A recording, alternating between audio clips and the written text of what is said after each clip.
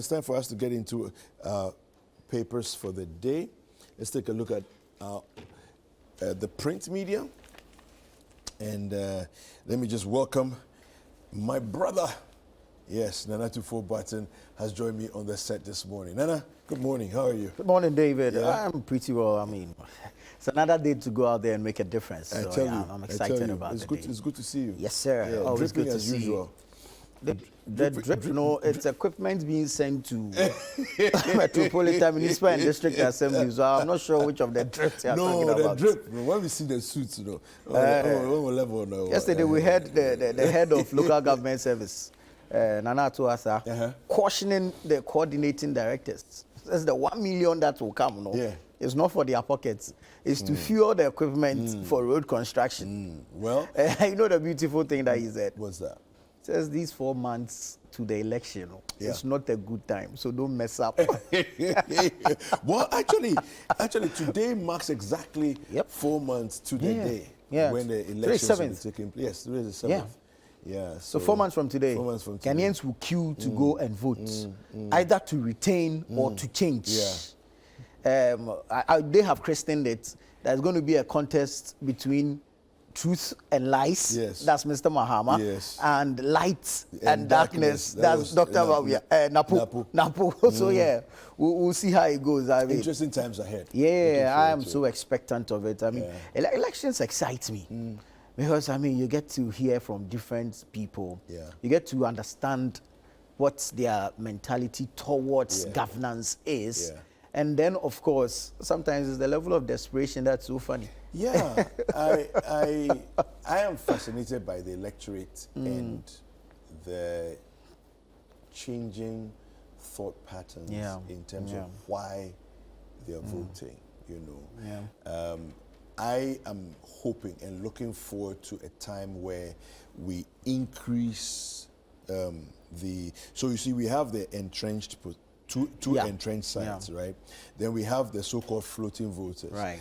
For me, the bigger the floating voter population, the better it is. Exactly. Exactly. And so I'm looking forward more and more to see that group that are floating voters, we expand that. You know, and I think that it will happen with more education, with more enlightenment and all of that. It becomes, because I mean, I know people who are die-hard on one side, but have switched. I'm an example of that.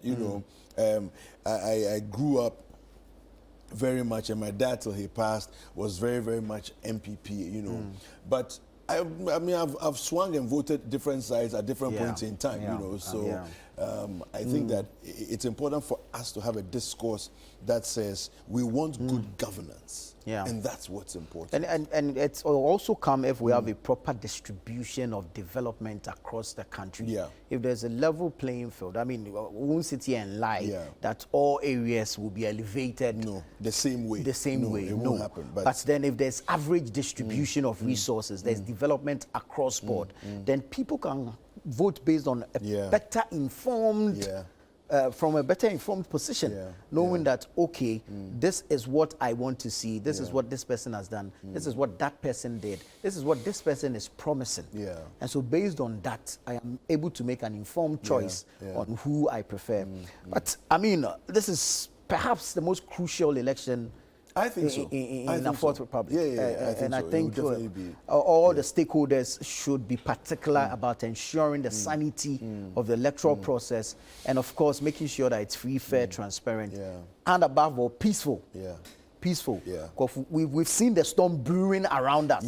We've seen the storm brewing around. I am convinced that it might not get to that point because, hey, to a large extent, all we need is data and we'll come down. but that's on a lighter note. I mean, let me put that across. on the conversations under the baobab tree, Dr. Frank Edu also gave an ominous warning, about the signs or the indications that there may be trouble. I mean, coming events cast their shadows. We've seen by-elections in this country. We've seen how it has gone. Even mini events And we've seen the trouble that has been associated with it. We just came from the 2020 election. We still have electoral violence, some which have resulted in deaths that have been unresolved, still lingering. People are still bitter from those events.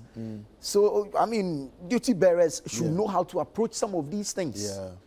And we should be careful not to be complacent and not to underestimate any situation. It could escalate at any point.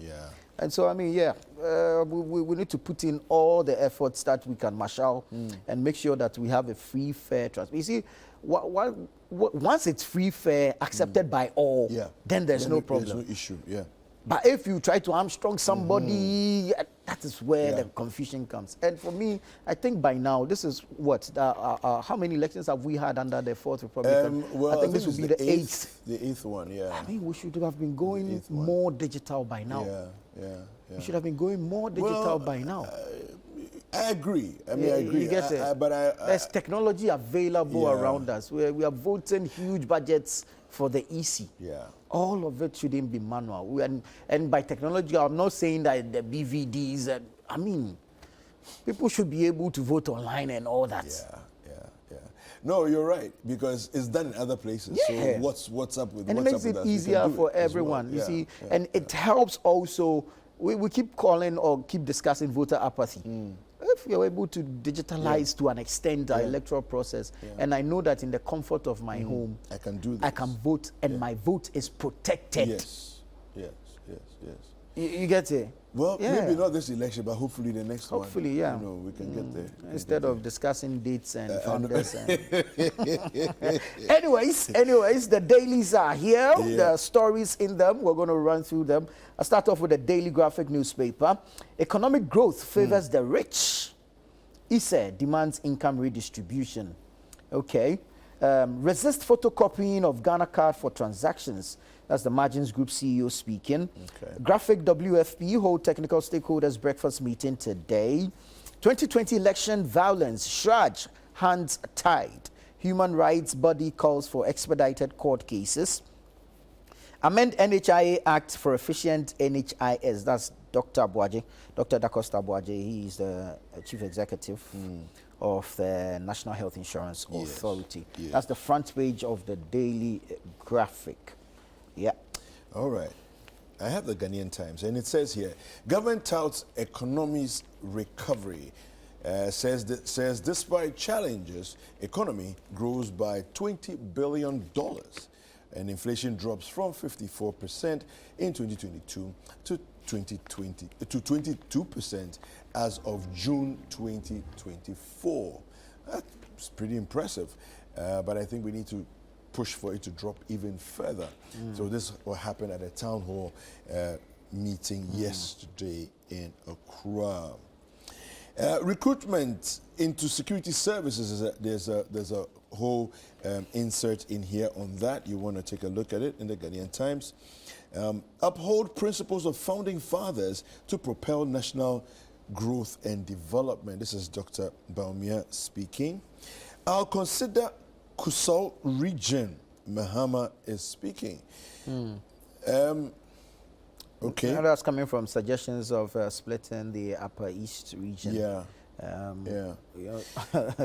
We wait to see how that plays out, but some have argued that to an extent it will help, if not end, but restrict or limit the Boko conflict. Really? Some have argued. Yesterday, I was listening to Mahama Yariga, the MP for Boko Central, I think. Boko Central, and he sought to make that suggestion that if there is a split and there's a proper demarcation. My only worry is that concerns will not arise over lands moving into a different region. But what I mean by that is that if the split should happen and they do the demarcations and say, okay, indeed, this is Kusor region and this is Upper East region, people from Upper East will not say that during the split, some of our lands have been couched or captured. For me, that's why I wouldn't be in favor of such a thing. Exactly. But I'm sure they'll think these things through. President Akufo-Addo promised us 6 new regions, right? 6. And he's done it. Yeah, he did it, I'm sure they'll think this through and figure out how to work it out to ensure peace and development. Because you see, when these regions are created, especially with the 6 that we've seen now they have their own regional capitals and all.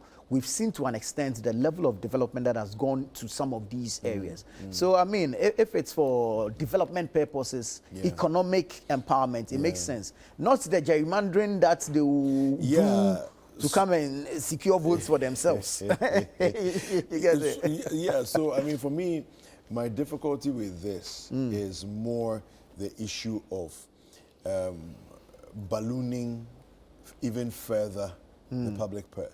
You know, or the demand on the public purse. Because at the end of the day, as soon as you split a region into two, you are now bringing a new regional minister. You have to provide new resources for government facilities in the new region. Because the new regional capital has to be set up. All those things. And for me, I'm just asking myself, why not spend the money rather building capacity in the existing ones and give them capacity to be able to perform more broadly across the existing region. Do you see? For me, that's, I don't know, maybe I'm missing something, but that seems to make more sense. Well, I agree to you to an extent, but then also let's consider the size of these regions and attention to all parts of these regions. But isn't it financial? It's financial. Well, I mean, if the resources are available and we are split, perhaps we might not even have to budget for as much as we do now. Okay. You get it? So that, okay, you have region A, I have region B. Yeah, but you cover this jurisdiction, this size. And these are the projects you want to embark on there. So these are the resources you need. Better than we having just one big region, region A, and then we vote the resources for region A, and it does not even reach. I feel this split allows for better targeting and better planning. I feel the split will help. Yeah, but then we should be mindful of not. I mean, we're a small country of what, 33 million people. We have 275 MPs this already. Is the problem. Yeah, so that's where the drain on the public purse comes up. New DCEs, new MPs, all of that, you know. That's for the DCEs. Me, I still think we should vote for them. I agree. 100%. Yeah, why not? The political appointment gives them some level of security. But if they are voted on, they will work harder. They will work better. Because they know that their next term in office is dependent on their performance. Exactly. And the performance based on how the populace sees you having performed.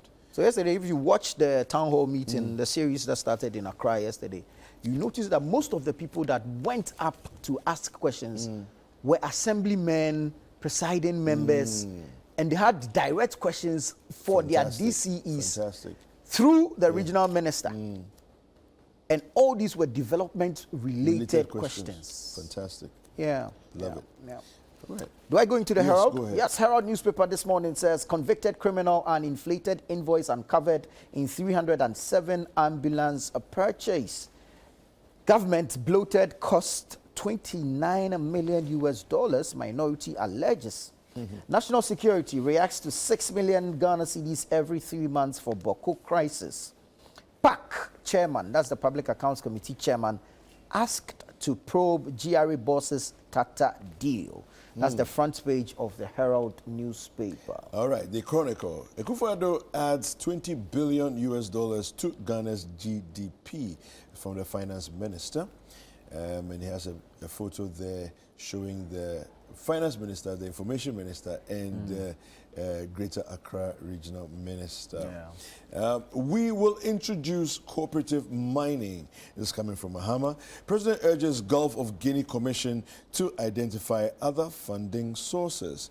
And government has invested over 176 million Ghana cedis in SMEs since 2021. This is coming from Frema Opare. As Chief of Staff. Yes, Chief of Staff. I think yesterday I listened to her, and with this investment, she was actually speaking to empowering the private sector, local businesses, indigenous Ghanaian businesses, to upgrade and be able to absorb more people, Yeah. reducing the unemployment rate, and of course, lessening the burden on the public sector. Because according to her, the public sector alone cannot absorb the teeming unemployed youth. Yeah. And so, yeah, I think it was a call in the right direction. But if they put action to the words, then it's fine. Yeah. It's just not like we are saying. You know, yesterday at the town hall, the Minister for Finance sought to apologize for the difficulties we have gone through. But you know the pushback to that. What's that? Like, gentlemen, you've waited all this while. It's just about 4 months to the election. You now want to apologize. But better late than never. Yes, but the thing is that... and remember Kennedy Japan went to say what he went to say. Yes, earlier. but the so thing is, Kennedy Japan is there at the top. Yeah. He hasn't apologized. No, but he's asking someone else to apologize. No, but he doesn't see himself as being at the top. But he contested, wanted to be flag bearer. Yeah, he didn't get it. And had issues with the entire process.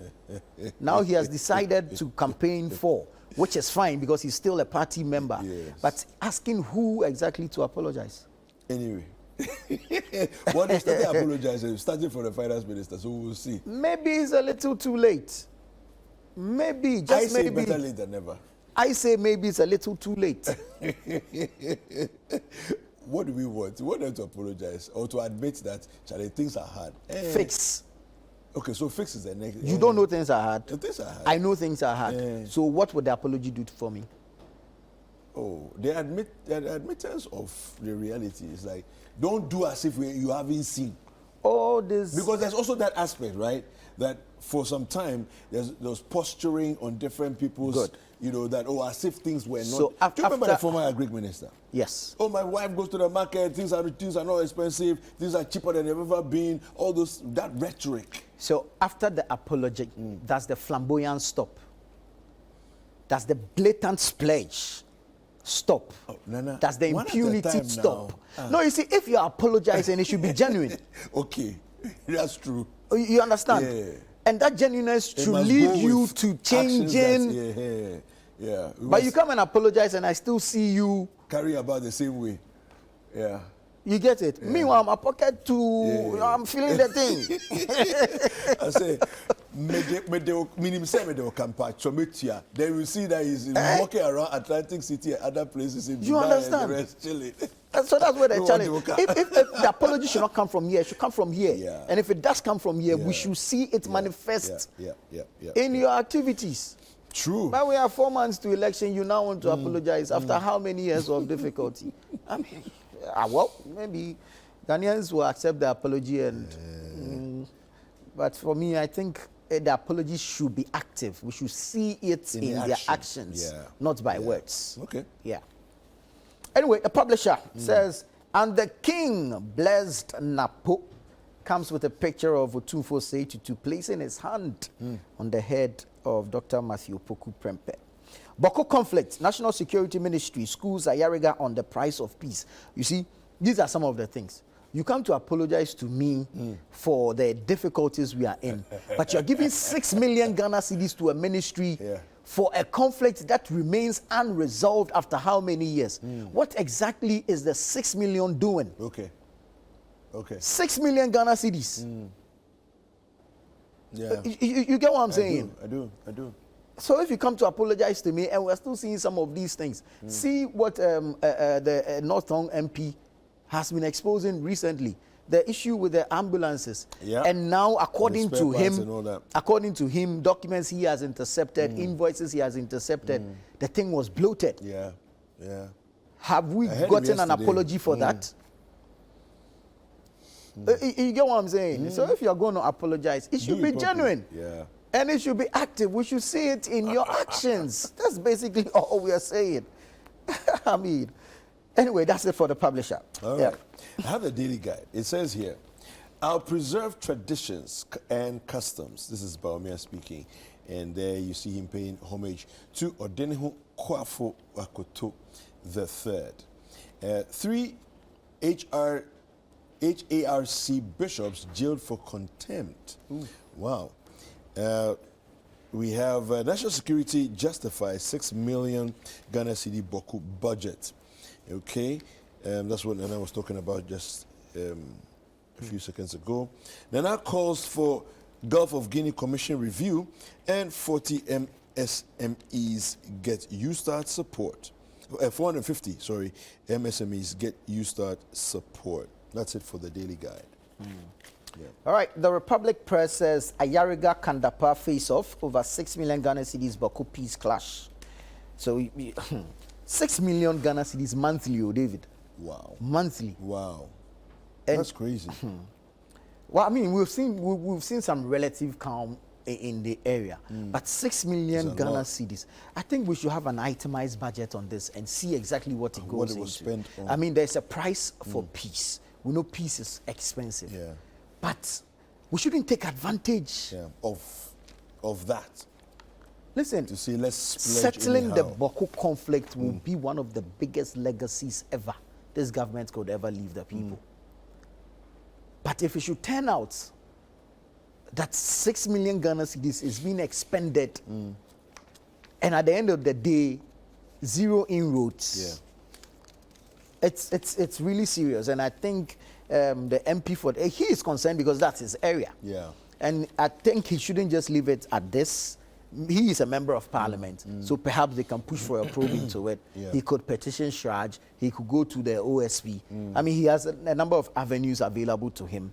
He should explore some of these. Yeah. But if it is a legit expenditure, the ministry should be able to also give us, I mean, details of this expenditure, and it will put the matter to rest. I mean, if we see that indeed this is what has been expended on, and there's evidence to show for it, I don't think anyone will have any qualms. And I'm sure that is all Mahama Ayariga is asking for. Sure. That I am there.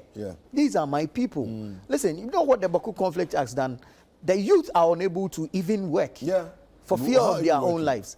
Development is not coming to the area for fear of destruction to properties when they come there. People are now having to hide. Women are having to take their children to school in different areas at an increased cost. You understand? So there's a ripple effect, and it's important that we solve this Baku matter. And so please, we should have some information on these monies and how they are being expended. And if indeed it's for a good cause, why not? We'll all clap. But Absolutely. If it's, I mean, being diverted into something else, we need some explanations to this. I don't know. It shouldn't be the usual, you say this, I say that, and then we all go to sleep. No, I don't think it should be the usual. The finance minister is here begging for forgiveness, blaming hardships on DDEP. Release funds for the completion of projects. That's packed to Ministry of Finance. Professor Opokwajiman calls on voters to reject NPP's vote buying tactics. Ghanaians will get 100% internet coverage when I become president. That's Dr. Mahamudu Bawumia speaking. 100% internet coverage? Yep. Wow. When he becomes president. But he's unable to do that as vice president. Wow. Because he's driver's mate. So when he gets the steering wheel. Mahama said, he said, don't put the country in the hands of a mate. Put the country in the hands of a competent driver. Well, anyway, it's political season, so all's fair. Let me just give you one more bit from here. The Ghanaian publisher is saying government disbursed 175 million Ghana cedis to MSMEs. This is the chief of staff from Parade there. Herbert Krapper tours Abuadze enclave. We have Kufuor grows economy by $20 billion from the finance minister. And Guta, AGI, Lord Parliament over GSA law. All right, I still have a few papers to go. Let me run through the headlines real quick. The Inquisitor says questions on DRIP. That's the District Road Improvement Program. MLGDRD, that's the local government ministry, directs minority. 6 answers from the DACF and Chief of Staff.